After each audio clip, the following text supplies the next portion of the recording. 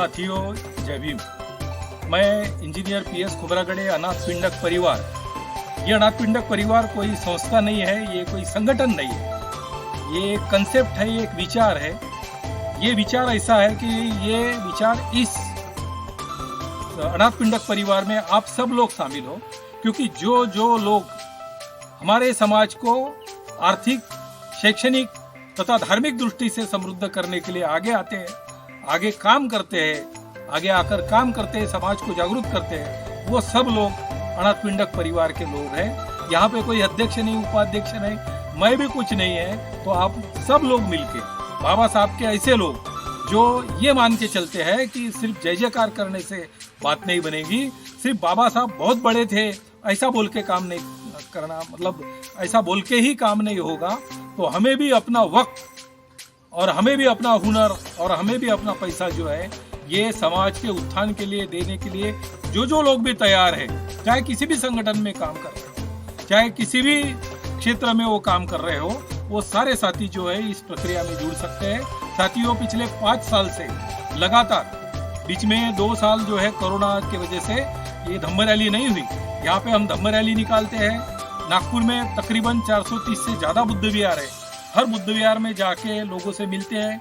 बहुत सारे बुद्ध विहार जो बंद रहते हैं खुल जाते हैं, लोगों में उत्साह आता है, लोग स्वागत करते हैं, बाहर आते हैं, उनको एक अजूबा लगता है कि ये सब लोग कहाँ के हैं। तो ये लोग कोई बाहर के नहीं है, ये बाबा साहब के लोग हैं। हम एक दूसरे के जो है ये रिलेटिव है, हम एक दूसरे के मित्र हैं।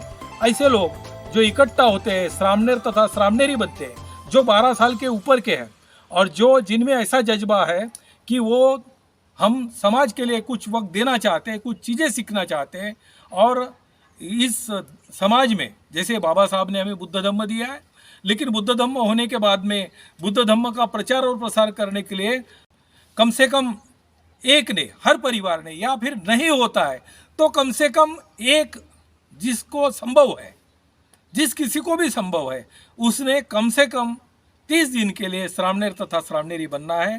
पूजनीय भिक्खु संघ के नेतृत्व में धम्म के बारे में जानकारी लेना है, बाबा साहब के मिशन को समझना है तथा ये जानकारी लोगों तक पहुंचानी है। और हमारा समाज जो है शासनकर्ता, रूलिंग रेस क्वालिटी हमारे समाज में तैयार करनी है। श्रमण व्यवस्था हमारे यहाँ पे तैयार, श्रमण संस्कृति निर्माण करनी है।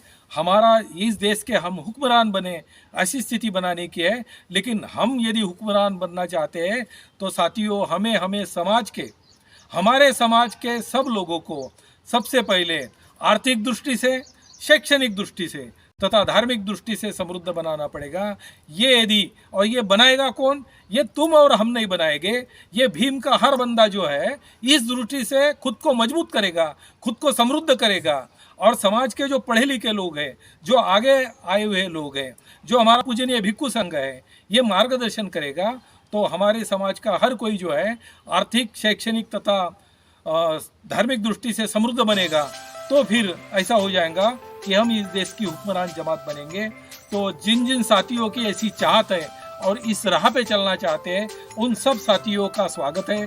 जो 12 साल के ऊपर के हैं, लड़का हो या लड़की हो, जो बुजुर्ग है, युवा है, युवतियाँ है और बुजुर्ग भी है, लेकिन जिनका हौसला बुलंद है, जिनके हौसले जो है मजबूत है, जो किसी बात को डरते नहीं है, जो बाबा साहब के लिए अपनी जान न्यौछावर करने के लिए तैयार है, ऐसे सब लोगों का यहाँ पे स्वागत है। नागपुर में यहाँ पे 16 तारीख से धम्म दीक्षा दी जाएंगी तथा 17 अप्रैल से 16 मई तक, मतलब बुद्ध जयंती तक हम यहाँ पे धम्म रैली करेंगे।